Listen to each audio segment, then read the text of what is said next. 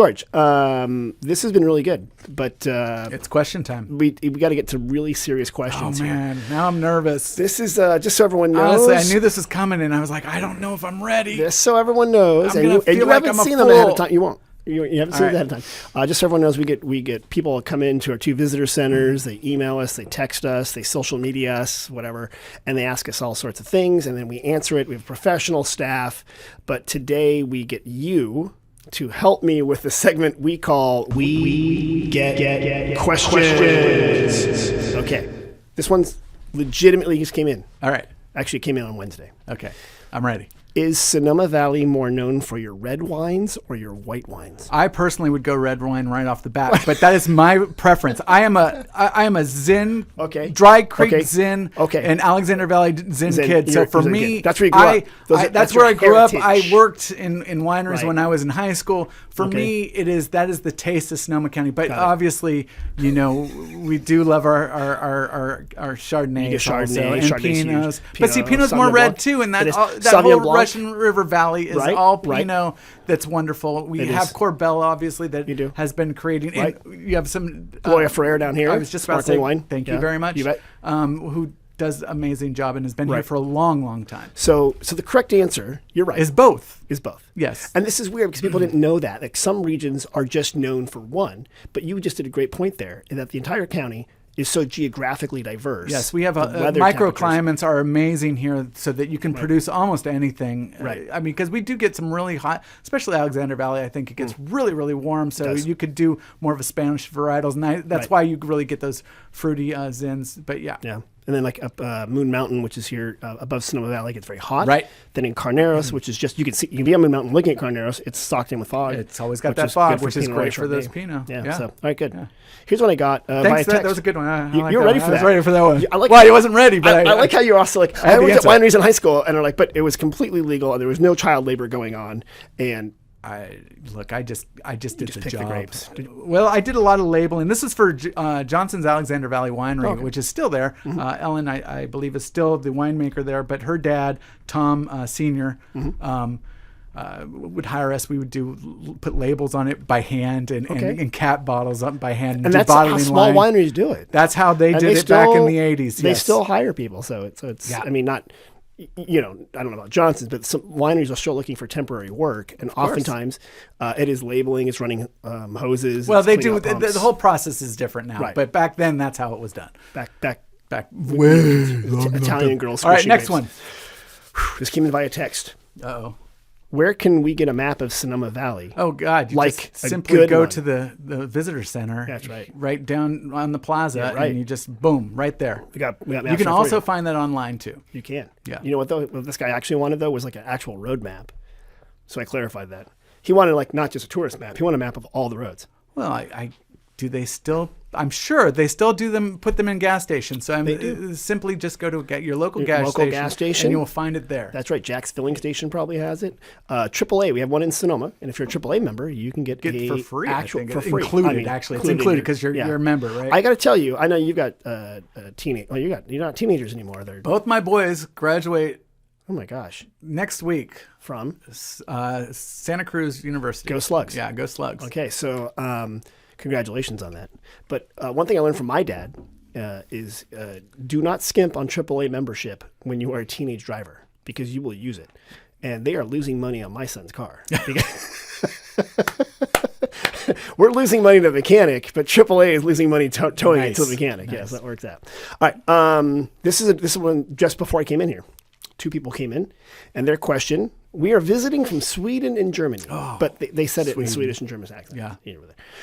Or were they both one was both? Swedish? Okay, no, so these are 2 different people Swedish from man, different German locations. Woman. Right. Okay, and now they live like in Austria or something. Right. Okay. So, where can we find grape juice to taste? Oh, grape juice. God, I don't know, to be honest. I mean, actual grape juice. I wanted to mention a winery, but they are actually in Mendocino, so I will not mention them because I am Sonoma County true and true. Do they have grape juice right now? Yeah, we're filming that. We're taping this in June. Well, what they do is they bottle it up, so you get bottles. So it's a good point, yeah, George. So what I mentioned to them that there's no current grapes being produced that you want to drink because it's early in the season right now. Yeah, there's nothing's ready. Their worry was they said, well, look, it's like 1:00 and we don't want to start tasting wine. And I said, well, I know you're not French. And then they didn't laugh because they were German. Spit. And well, I said you could do that. You don't have to drink the wine. You can taste, and that's which a good point. A better way to do it anyway. It is a great way to do it. So you don't have to drink it. That's a really good point. Especially if you're driving. You don't want to. No, you don't do that. No, right. But you can have someone else drive and you can taste. Yeah. Or to your point, we said you can walk around the plaza, go to the tasting rooms and stuff like that, ride a bike. Yeah, definitely. But definitely what we said is most wineries will let you taste grape juice on tours during harvest season. But right now, you just have to go to the grocery store and get grape juice. Yeah, Welch's. Yeah. Sorry. Sorry. But you've tasted fresh wine grape juice, right? Of course. It's amazing. Yeah. Very sweet, delicious. They sell it sometimes at farmers markets, but usually it's like just press that day. You have to drink it because they don't add anything to it. Yeah. And but it's good. So I did also say that sometimes we take our grape juice and we let it sit for a little bit and we put it in bottles and it won't go bad. And we call that wine. They also didn't laugh at that. I was not funny. I was not funny at all. Well, you know what? And I'm still batting 1,000, George. You're a taste for a certain type of person. We all are. We all have our own little. We do. Little. You're right. Someone walked up to us yesterday, and they asked us this question. They were wearing a beret.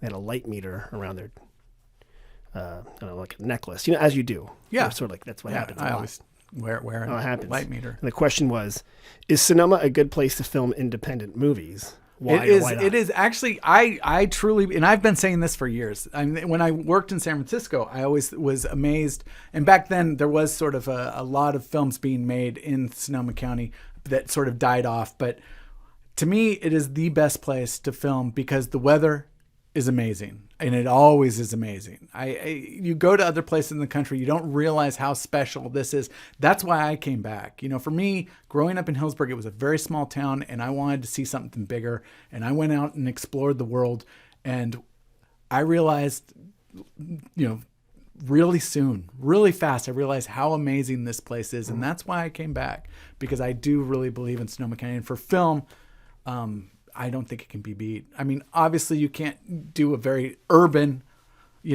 setting. Right. There are some spots in Santa Rosa and Petaluma, obviously, that you can pull off some nice alleys. But at the same time, everything else, it's all here. I mean, geographically, it's epic. You can do an independent film. Epic.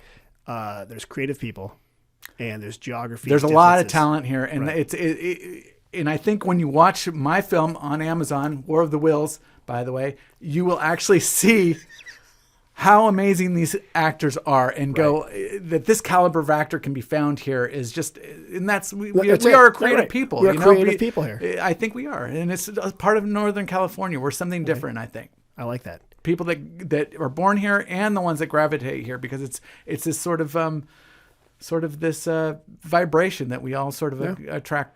Oh, look at you getting all West County. I think so. Yeah, it happens. It happens. You who poo-pooed the West County are now embracing your inner labyrinth, your inner vibrations. Yes, I grew up with a hippie mom, so I was a little hard on that type of culture because you always want to go against your parent, right? You want to push, which is really what this movie's about is the struggle between generations, and so. I pushed back a little bit. Yeah. But now that might be your next movie, George. Maybe. Hippie George. That's probably not going to happen. George, there's nothing wrong with, people who... Right. Yeah. Right.